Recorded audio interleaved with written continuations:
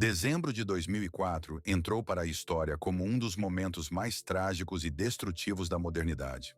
O mundo inteiro testemunhou, em tempo real, uma cena semelhante ao apocalipse. Tudo começou com um poderoso terremoto submarino, registrado com uma magnitude recorde de 9,1 graus. Um evento, um dos mais fortes já observados na história da crosta terrestre, ocorreu às costas da ilha de Sumatra, deslocando e movendo gigantescas placas tectônicas. No momento do tremor, uma energia colossal foi liberada, comparável à explosão de 23 mil bombas atômicas lançadas sobre Hiroshima. Essa energia não apenas causou um terremoto, ela gerou um monstro aterrorizante, um tsunami gigante que se transformou instantaneamente em uma onda mortal. A parede de água atingiu 30 metros de altura, avançando pelo Oceano Índico a uma velocidade comparável à de um avião a jato. Em poucos minutos, alcançou as costas de 14 países, destruindo tudo em seu caminho. Resorts, vilas, cidades. Tudo foi apagado do mapa, como se fosse apagado por uma gigantesca borracha. Nos países da Indonésia, Tailândia, Sri Lanka e Índia, um verdadeiro apocalipse se desenrolou. A água arrasou edifícios, transformando-os em pilhas de escombros e poeira, levando a vida de centenas de milhares de pessoas. Mais de 230 mil vidas foram perdidas nesse desastre natural. Foi uma celebração do caos primitivo, quando a força bruta venceu a civilização moderna. Mas mesmo no centro desse pesadelo, no epicentro da destruição, há um pequeno ponto no mapa do qual quase ninguém ouviu falar. É a ilha de Sentinela do Norte.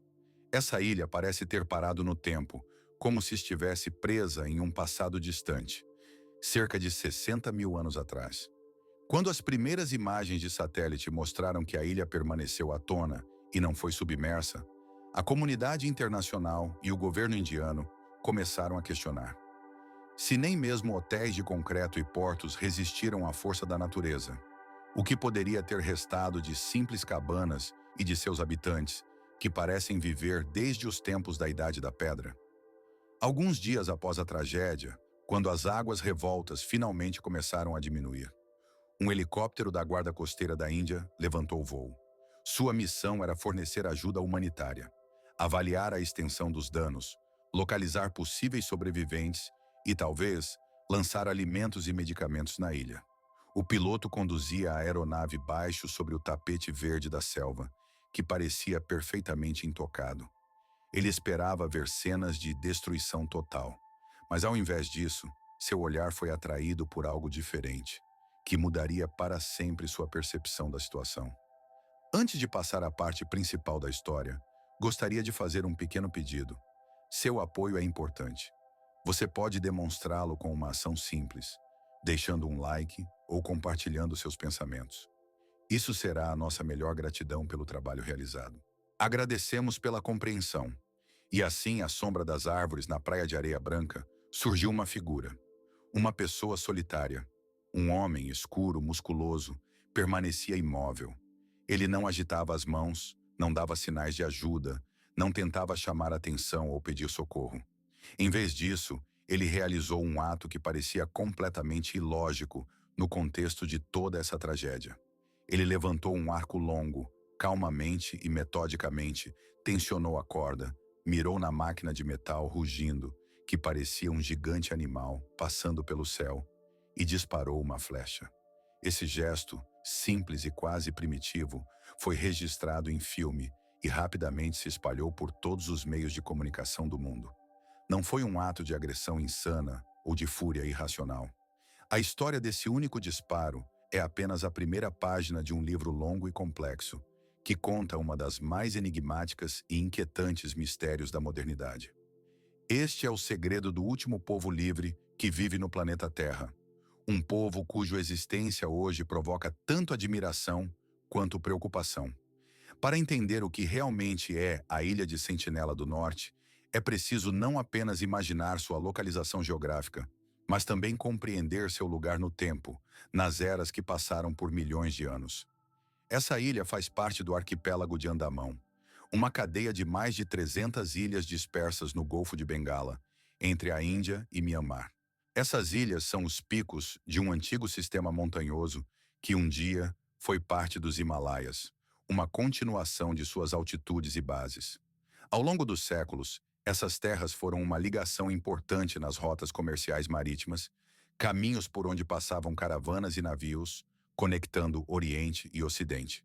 Foram mencionadas em diários de viagem por Marco Polo e por mercadores árabes, que descreviam seus habitantes com temor e superstições, como canibais cruéis e ferozes.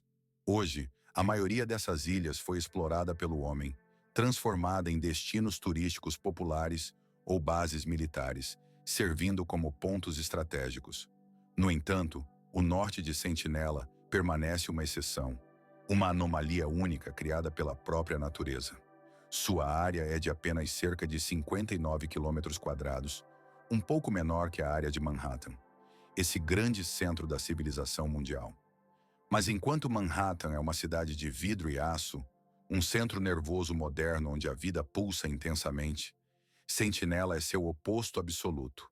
É um mundo horizontal, primitivo, quase intocado, coberto por uma densa e impenetrável floresta tropical, onde reina o silêncio e um segredo ancestral. Da órbita, parece uma joia de esmeralda, cercada por uma água turquesa. Mas essa beleza é apenas uma máscara que oculta o perigo. Ao redor da ilha, estendem-se recifes de coral traiçoeiros, escondidos sob a superfície da água, como dentes de um dragão prontos para devorar qualquer navio que ouse se aproximar demais. Esses recifes são a primeira e mais forte defesa natural da ilha, sua fortaleza intransponível. No entanto, sua verdadeira proteção são seus habitantes, os sentineleses, pessoas para quem sua terra e seu modo de vida são sagrados. A existência deles é um verdadeiro desafio a toda a ordem cronológica da história humana. Pertencem a um grupo de povos chamados negritos, descendentes das primeiras ondas migratórias de Homo sapiens a saírem da África. Pesquisas genéticas de seus parentes distantes, que vivem em outros povos andamâmicos, especialmente a análise do DNA mitocondrial, transmitido pela linha materna, permitiram rastrear sua ancestralidade até antigas linhagens de mitogrupos M e N. Essas linhagens são consideradas algumas das mais antigas ramificações não africanas do gene humano. Isso significa que seus antepassados deixaram a África há aproximadamente 60 mil anos, seguiram ao longo da costa do sul da Ásia e habitaram esses ilhéus em uma época em que o nível dos oceanos mundiais era muito mais baixo do que hoje.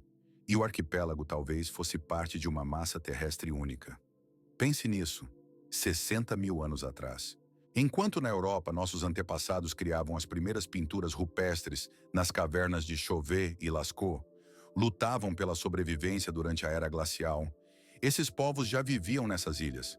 Eles sobreviveram ao último máximo glacial, quando o nível do mar estava tão baixo que a Terra conectava essas ilhas ao continente. Depois veio o aquecimento global e as águas subiram, separando-os do resto do mundo para sempre.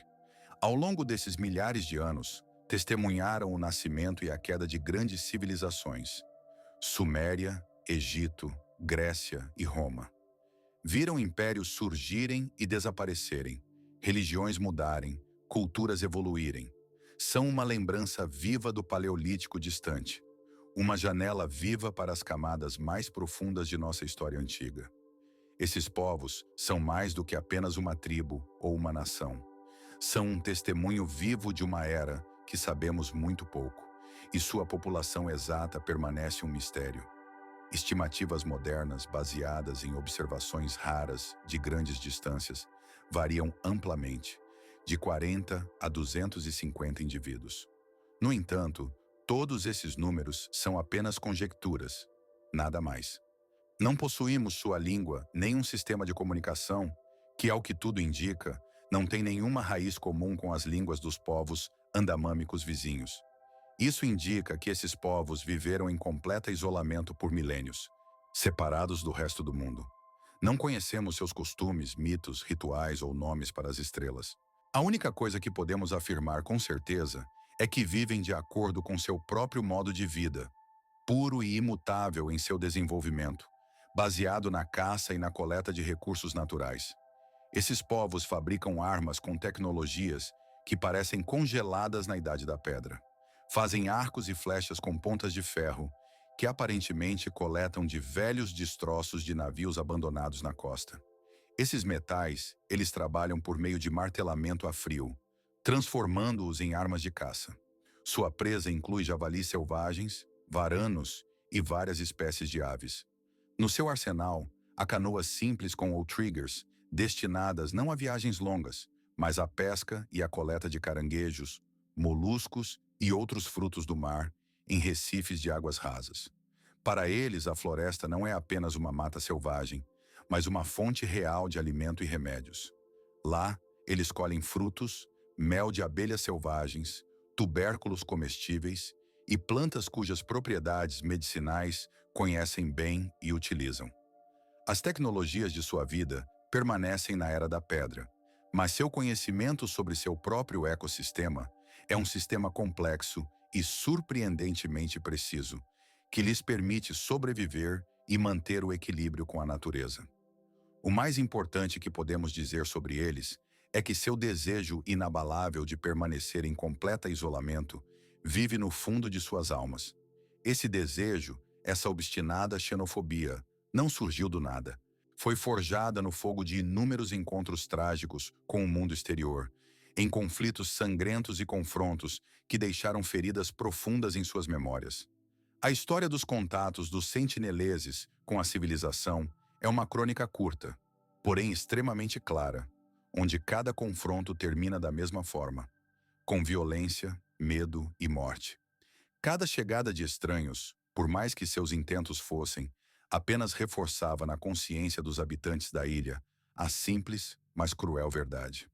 Além do horizonte, não vem coisa boa, apenas desgraça e perigo. Durante muito tempo, essa ilha permaneceu apenas um ponto nos mapas marítimos, quase invisível e misteriosa. Em 1971, um geodesta britânico chamado John Ritchie, trabalhando para a empresa Austin, passou por lá a bordo de um navio chamado Deltant. Ele marcou em seus mapas muitas luzes indicando a presença de pessoas, mas nunca desembarcou na costa. Assim, a ilha permaneceu na sombra por quase um século, escondida dos olhos do mundo. A primeira verdadeira tragédia aconteceu em 1867. Naquele ano, um navio comercial indiano chamado Nineveh foi atingido por uma violenta tempestade de monções e precisou encalhar em um recife de coral. Os membros da tripulação e passageiros, pouco mais de 100, conseguiram chegar à terra, mas estavam exaustos, assustados e sem nenhuma ideia de onde estavam.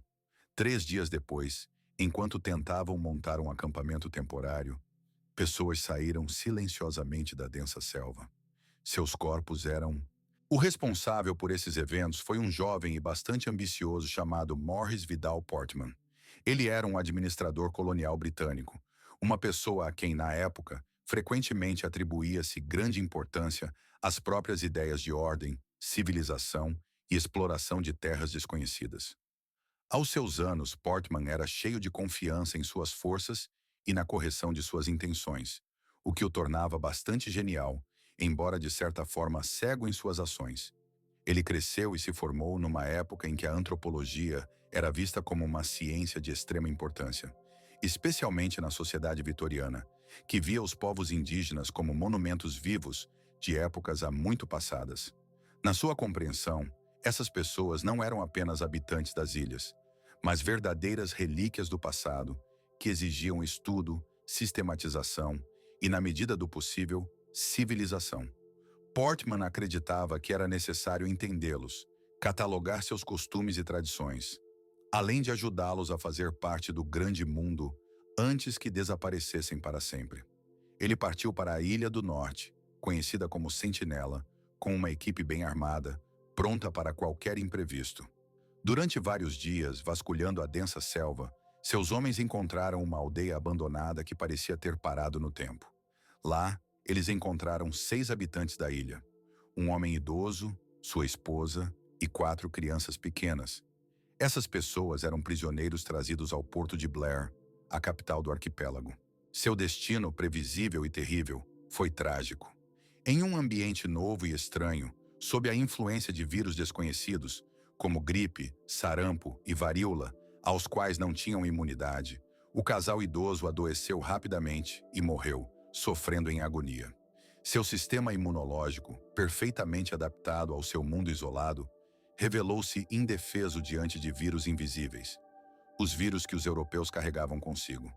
Talvez Portman, ao perceber toda a catástrofe de sua empreitada, tenha entendido que cometeu um erro terrível, mas, segundo ele, não sentiu culpa pessoal pelo ocorrido. Decidiu retornar os 4 filhos restantes, chorando e assustados, para a ilha.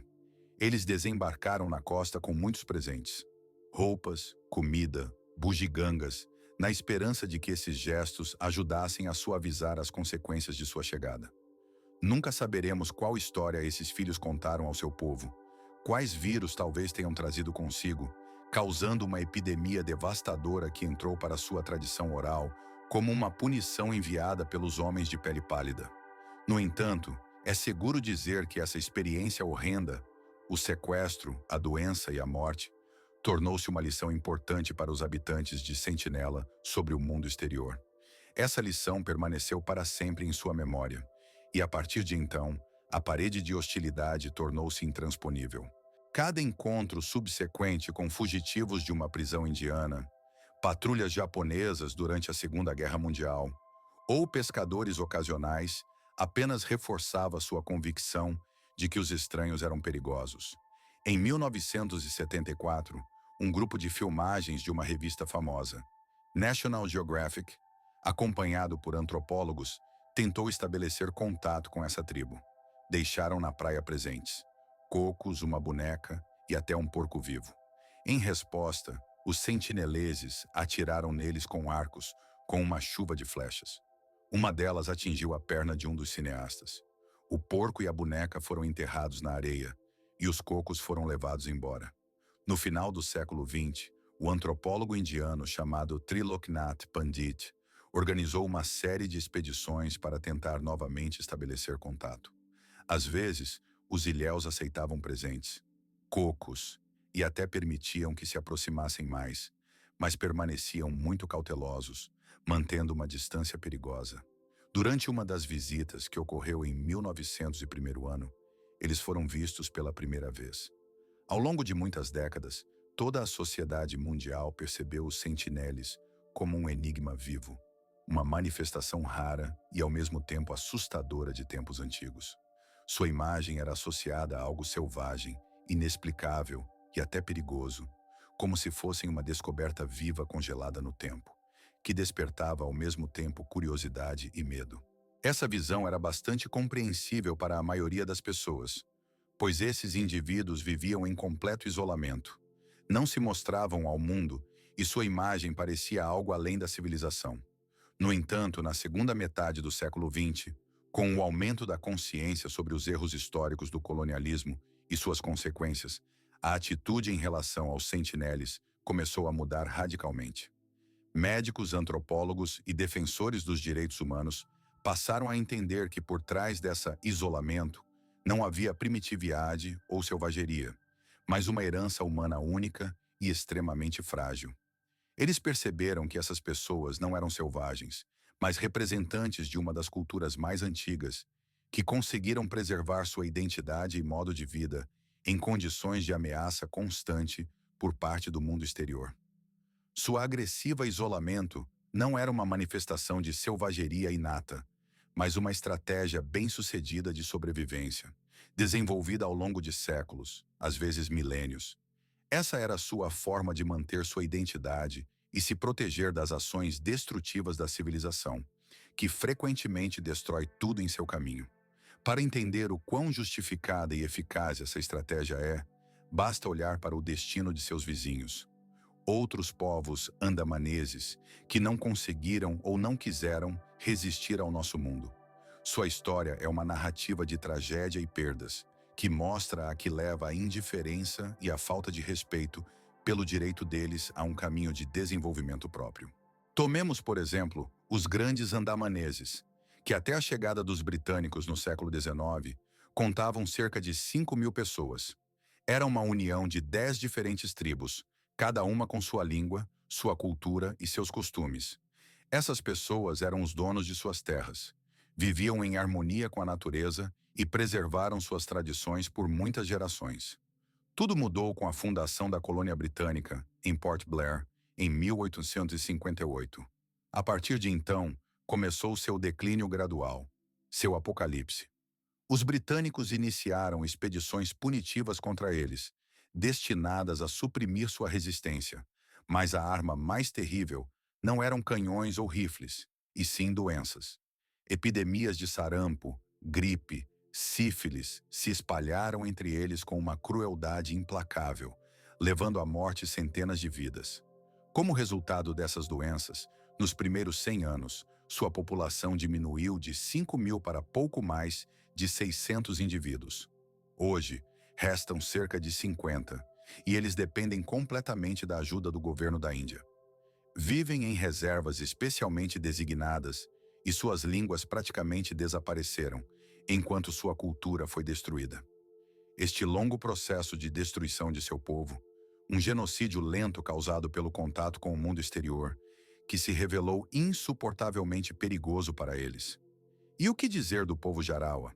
Eles resistiram por muito tempo a qualquer contato com a civilização exterior, preferindo permanecer em seu isolamento. No entanto, na década de 1990, o governo da Índia construiu uma estrada estratégica através de suas antigas florestas, a Grande Estrada de Andaman.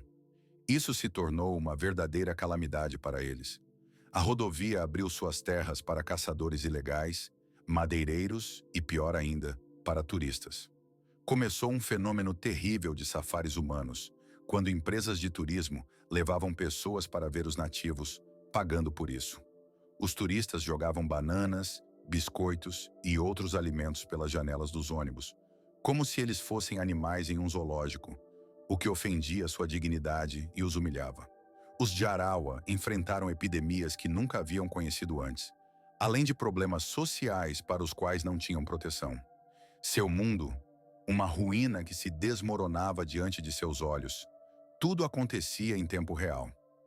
Nessas condições, seu desprezo e hostilidade, esses povos são uma prova viva de que no mundo existem caminhos de desenvolvimento completamente diferentes, formas distintas de ser humano. Sua existência nos força a olhar de uma maneira nova, não apenas para eles mesmos, mas também para culturas inteiras que conseguiram preservar sua conexão única com o mundo ao redor. Enquanto a maioria das civilizações há muito trocou a harmonia com a natureza pela corrida pelo progresso e crescimento tecnológico, esses povos mantiveram uma ligação estreita com o ambiente natural, o que os torna verdadeiramente surpreendentes. Para entender como conseguem sobreviver e se adaptar nessas condições, é preciso temporariamente deixar suas ilhas, fortalezas onde vivem, e mergulhar nas águas transparentes do Sudeste Asiático, onde começa seu mundo surpreendente. É no arquipélago de Mie, na costa de Myanmar e Tailândia, que vive o povo Moken, conhecido como os ciganos do mar. Sua vida está intrinsecamente ligada ao oceano. Grande parte do ano eles passam em seus tradicionais barcos de madeira, as cabangs, que são ao mesmo tempo suas casas e meios de transporte. Eles vão à terra apenas na temporada de monções, quando o mar se acalma e permite retornar com segurança à terra firme. Para eles, o oceano não é uma fronteira, mas um ambiente natural onde se sentem em casa. Mas o mais surpreendente e impressionante está além do conhecimento superficial e das observações. No século XXI, a cientista sueca Anna Gislen, especializada em visão, fez uma descoberta surpreendente que abalou a comunidade científica. Estudando as características da visão das crianças Moken, ela descobriu algo inacreditável. Essas crianças têm a capacidade de enxergar debaixo d'água com uma nitidez fenomenal, superando as crianças europeias em aproximadamente o dobro. Como isso é possível? A resposta está no fato de que elas podem alterar arbitrariamente a forma do cristalino do olho e contrair a pupila ao mínimo possível. Como resultado, seus olhos se transformam em uma espécie de diafragma de câmera fotográfica, que permite focar na água com a mesma facilidade que no ar. Essa habilidade única os ajuda a coletar do fundo do mar conchas pequenas, pepinos do mar e outros objetos marinhos comestíveis que para pessoas comuns seriam apenas manchas borradas. E tudo isso, não uma mutação inata, mas um exemplo impressionante de neuroplasticidade, a capacidade do cérebro e do corpo de se adaptar às exigências do ambiente. Isso é uma prova de que o organismo humano é capaz de transformações surpreendentes, desde que as condições para isso sejam criadas. Mas as possibilidades desses indivíduos não param por aí. Seguindo mais ao sul, no Triângulo de Corais localizado entre as Filipinas, Malásia e Indonésia, vive o povo Bajau. Suas habilidades vão além do que se considerava possível para um ser humano há apenas algumas décadas. Essas pessoas são verdadeiros anfíbios humanos. Sua capacidade de prender a respiração chega a até 13 minutos, e mergulhar a mais de 70 metros de profundidade, sem qualquer equipamento, é algo comum para eles. Seu dia de trabalho consiste em mergulhar no fundo do mar, onde caçam com arpões, obtendo alimento para suas famílias e comunidades. Como eles conseguem isso? A resposta foi encontrada por cientistas que realizaram uma pesquisa de grande escala, que causou grande repercussão no meio científico. Uma equipe internacional de especialistas liderada por Melissa Ilardo publicou, em 2018, os resultados de seus estudos na revista de prestígio Tratamento Seletivo e Crônicas. Durante a pesquisa, os cientistas descobriram que o baque do povo Bajau tem, em média, 50% mais volume do que o de seus vizinhos terrestres. E isso não é por acaso. O baque é um órgão que funciona como um cilindro de mergulho biológico. Ele armazena uma reserva de glóbulos vermelhos enriquecidos com oxigênio. Durante o mergulho, quando o coração desacelera, o baque se contrai, liberando na corrente sanguínea o estoque de oxigênio, permitindo que eles permaneçam debaixo d'água por muito mais tempo. Esse mecanismo é um doping natural de oxigênio, que lhes dá a capacidade de prender a respiração por muitos minutos, além do normal. Ao longo de centenas e até milhares de anos, a humanidade viveu em plena harmonia com o mundo natural que a cerca por toda parte. Durante esse longo período, as pessoas aprenderam a conviver com o ambiente, respeitando suas leis e adaptando-se às suas condições. E agora, vamos falar de um grupo único de pessoas, os sentineleses. Não podemos estudar detalhadamente suas características fisiológicas ou seu código genético, pois vivem em completo isolamento do resto do mundo. No entanto, com base em seus longos anos de vida em uma pequena ilha cercada por um oceano infinito, podemos afirmar com segurança que, ao longo de seus 60 mil anos de existência nesse local isolado, desenvolveram mecanismos de adaptação surpreendentes e às vezes impressionantes. Seus conhecimentos sobre florestas, sobre o comportamento dos animais, sobre plantas venenosas e medicinais, não são apenas conhecimentos, mas uma enciclopédia viva de sobrevivência transmitida de geração em geração. Esses conhecimentos são passados oralmente, de boca em boca, e nenhum livro pode transmiti-los de forma tão completa e precisa. Seu sistema imunológico está perfeitamente ajustado para combater os patógenos de seu próprio mundo, de sua ilha. Mas, ao mesmo tempo, é tragicamente indefeso diante de doenças estranhas, trazidas por pessoas de outras partes do mundo. Sua psicologia, seus laços sociais, sua visão de mundo, tudo isso foi aprimorado até a perfeição com um único objetivo: viver e prosperar em seu pequeno território limitado. O segredo dos sentineles não reside em sua primitiveza, nem em seu atraso ou primitividade. É, na verdade, um segredo de sua adaptação excepcionalmente desenvolvida, que lhes permitiu sobreviver em condições que parecem desesperadoras. Eles não ficaram presos na Idade da Pedra. Pelo contrário, alcançaram o auge do desenvolvimento evolutivo em suas condições, criaram um equilíbrio dinâmico com a natureza, no qual se sentem confortáveis. Esse estado de harmonia com o ambiente, algo que a civilização moderna, constantemente buscando progresso e desenvolvimento, há muito perdeu. É justamente essa ideia da fragilidade do nosso progresso, de que tudo pode desmoronar em um instante, que nos leva a fazer viagens mentais, atravessando oceanos e continentes, para estar em uma época completamente diferente e em outra parte do mundo. Assim, somos transportados para as úmidas, quentes selvas da costa mexicana, onde, meio século antes do surgimento dos faróis e 25 mil anos antes da era Azteca, floresceu a primeira grande civilização da Mesoamérica, os Olmecas. Eles são justamente chamados de Mãe das Culturas, porque foram eles, como se surgissem do nada, que criaram as bases culturais e tecnológicas fundamentais, sobre as quais se desenvolveram todos os povos subsequentes da região. Foram os Olmecas que estabeleceram os primeiros rudimentos da escrita hieroglífica, desenvolveram um calendário ritual complexo, inventaram o jogo de bola usando uma bola de borracha, construíram pirâmides e veneraram um panteão de deuses, cujas ideias foram posteriormente herdadas por outras culturas. No entanto, hoje, do seu antigo esplendor, restam apenas ruínas cobertas pela selva e os artefatos mais misteriosos e impressionantes da época pré-colombiana. Entre eles estão enormes cabeças de pedra que despertam admiração e espanto genuínos. Imagine uma cena, meados do século IX. Um fazendeiro mexicano, arando seu campo, de repente encontra uma enorme pedra coberta de musgo e líquen. Ele começa a escavá-la e, com horror, descobre que debaixo da terra olha para ele um rosto gigante, esculpido na pedra. Esse rosto apresenta traços africanos marcantes. Lábios cheios, um nariz largo e achatado, e um estranho capacete que cobre a cabeça. Este foi o primeiro de 17 monumentos semelhantes conhecidos até hoje. Cada uma dessas cabeças foi esculpida a partir de blocos inteiros de basalto vulcânico, pesando de 6 a 40 toneladas. Eles retratam indivíduos únicos, claramente retratados, presumivelmente poderosos governantes ou figuras importantes daquela época distante. Ao atravessar terrenos acidentados, áreas pantanosas e rios largos, podemos imaginar a escala dessa tarefa. Não se trata apenas de uma viagem, mas de um verdadeiro quebra-cabeça de engenharia e logística que até hoje suscita admiração. O deslocamento de até mesmo uma grande cabeça de pedra exigia esforços de mais de 1.500 pessoas, que trabalhavam durante vários meses.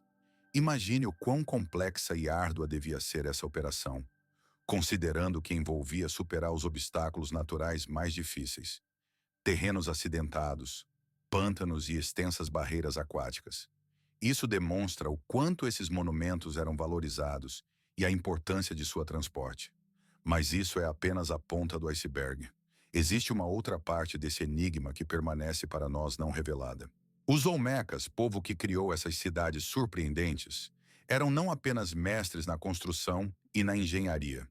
Eles criaram centros urbanos complexos, onde havia tudo o que era necessário para uma vida confortável. Um sistema avançado de abastecimento de água e saneamento. Esses sistemas eram compostos por canaletas de basalto cuidadosamente trabalhadas e perfeitamente encaixadas umas nas outras, o que atestava a altíssima habilidade de seus artesãos. Eles eram escultores e artistas incomparáveis, criando figuras delicadas e machados rituais de jade e serpentinita, com detalhes incríveis, que impressionam até hoje. O comércio era uma parte importante de sua vida. Eles trocavam obsidiana, cacau e outros bens valiosos com povos que viviam a centenas de quilômetros de suas cidades. Foi justamente por meio dessas trocas que atingiram o auge de seu poder e influência. Tudo parecia inabalável, e sua civilização prosperava. Mas então, cerca de 400 anos antes de nossa era, tudo mudou de repente. Suas grandes cidades foram abandonadas, sua população desapareceu e, de repente, sua cultura também sumiu. Monumentos colossais, como cabeças enormes, altares maciços, plataformas de trono e muralhas de pedra, foram deliberadamente destruídos ou mutilados. Muitos deles foram quebrados e partes enterradas na terra em rituais. A questão que ainda inquieta os estudiosos é: por que eles fizeram isso? O que os levou a destruir símbolos de seu próprio poder? Por que essas grandes cidades e monumentos foram abandonados? Houve motivos internos, revoltas camponesas, rebeliões contra governantes despóticos ou conflitos dinásticos internos? Ou tudo isso pode estar relacionado a fatores externos? Mudanças climáticas, erupções vulcânicas que poderiam alterar os cursos dos rios, cobrir campos férteis com cinzas e tornar a Terra inabitável. Essas hipóteses parecem plausíveis, mas não temos uma resposta definitiva. Os Olmecas não deixaram fontes escritas que possam esclarecer seu destino e as razões de seu desaparecimento. Tudo o que podemos ver hoje são seus rostos e figuras de pedra, silenciosamente olhando das profundezas dos séculos, como uma lembrança eterna da finitude da grandeza humana. A lição que os Olmecas nos deixam é que mesmo a civilização mais complexa e centralizada, com sua arquitetura monumental, comércio desenvolvido e poder centralizado, não garante a durabilidade. Ela pode desmoronar sob o peso de problemas internos ou de uma catástrofe natural repentina, deixando para trás apenas enigmas e ruínas. Agora tente compará-la com outra cultura antiga, os Sentineles. Essas pessoas viveram na Terra por mais de 60 mil anos, sem mudanças perceptíveis. Não possuíam megalitos, cidades centralizadas ou escrita. Seu sistema era simples, flexível e baseado na igualdade. Viviam em harmonia com seu ambiente, sem buscar poder, sem construir monumentos e sem criar redes comerciais complexas. Seu modo de vida revelou-se extremamente sustentável. Quem deles, afinal, foi mais bem-sucedido do ponto de vista evolutivo? Essa questão desafia nossas ideias convencionais sobre o que significa ser valioso ou importante na história da humanidade. Talvez a verdadeira força não resida na capacidade de construir impérios, empresas turísticas ou na propriedade de iates privados, mas na resiliência e simplicidade de culturas que permanecem autênticas e harmoniosas com seu ambiente. Última vez, os pescadores o viram quando ele remava sozinho até a costa em seu caiaque. Depois disso, eles observaram os moradores locais carregando seu corpo pela praia e enterrando-o na areia, demonstrando sua determinação em proteger sua terra e cultura. Essa tragédia gerou uma onda de debates e discussões ao redor do mundo. Alguns consideraram Shaw um mártir da fé, uma pessoa que se sacrificou por suas convicções. Outros o chamaram de imprudente, egoísta e ignorante. Alguém que demonstrou extremo desrespeito pela cultura e pela vontade de um povo inteiro. Acreditavam que suas ações colocaram não apenas sua vida em risco, mas também a dos habitantes locais, pois ele poderia ter trazido à ilha patógenos mortais com os quais essa comunidade nunca tinha tido contato antes. O governo da Índia se viu numa situação extremamente delicada. Sob pressão dos Estados Unidos, teve que tentar recuperar o corpo do jovem. No entanto, qualquer operação desse tipo poderia inevitavelmente levar a novos confrontos e aumentar a tensão. Por isso, foi tomada uma decisão muito ponderada e sábia: deixar tudo como estava, respeitando a inviolabilidade da ilha e a soberania de seu povo. O caso de John Shaw refletiu uma questão profunda e complexa relacionada à relação do mundo moderno com povos isolados e inacessíveis. Mostra o quão intransponível é o abismo entre nossos valores, visões e a sua realidade. Nosso desejo de ajudar, educar e conhecer muitas vezes é percebido por eles como agressão e ameaça mortal. Essa disparidade nos leva a refletir sobre muitas questões éticas. Teríamos o direito de interferir na vida deles, mesmo com as melhores intenções? Se amanhã uma tempestade destrutiva atingir a ilha ou uma epidemia perigosa começar, devemos intervir, violando sua vontade e talvez destruindo sua cultura única no processo de salvamento? Ou seria melhor deixá-los em paz, assistindo ao desaparecimento do último povo pré-histórico do planeta? Essas perguntas não têm respostas fáceis e é muito difícil encontrar uma solução que agrade a todos. Elas nos fazem questionar a universalidade de nossos próprios princípios morais e éticos. Talvez a maior expressão de humanismo e respeito pelos sentineleses seja reconhecer sua autonomia. Em um mundo moderno, onde as tecnologias evoluem a uma velocidade incrível e as fronteiras entre países e povos se desfazem, surge uma questão importante. Será que algum dia conseguiremos deixar de lado pelo menos um canto do nosso planeta, que permaneça verdadeiramente inexplorado e livre de intervenção humana? Na era em que a observação por satélites cobre cada ponto da superfície terrestre, Quando drones sobrevoam os lugares mais remotos e o espaço midiático transborda de informações, parece impossível encontrar um recanto onde o olhar não alcance ou a voz não seja ouvida. No entanto, existe um lugar que ainda permanece um mistério para toda a humanidade.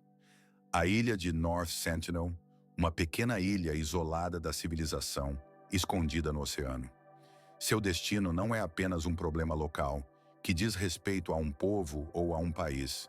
É um verdadeiro teste existencial para toda a nossa civilização.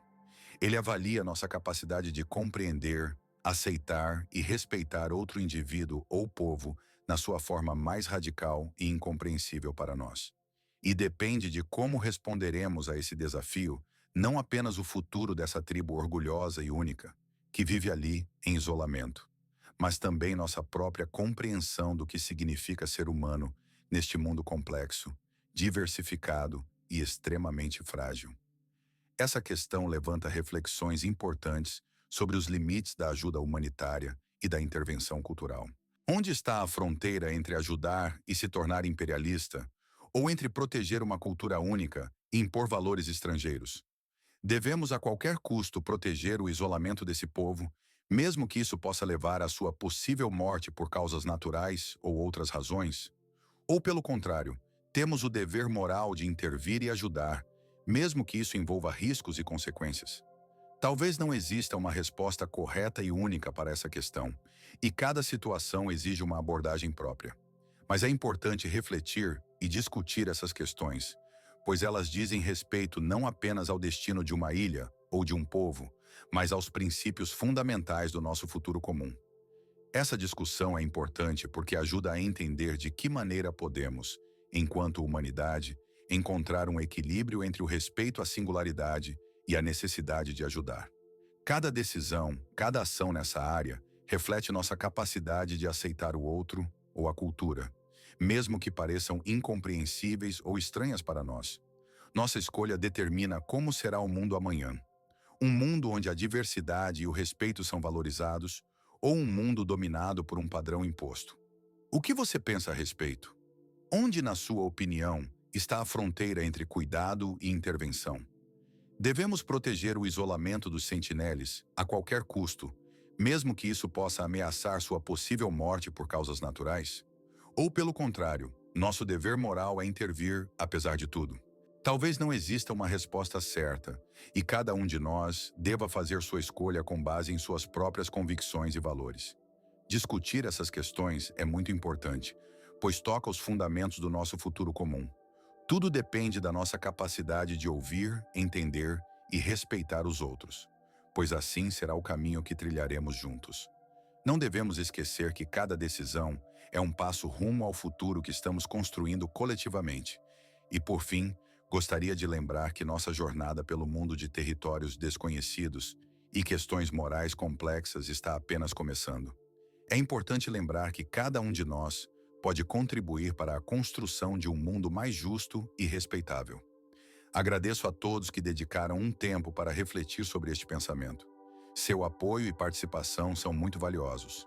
Que cada um de nós reflita sobre o que significa ser humano neste mundo e como podemos ajudar a preservar sua diversidade e singularidade.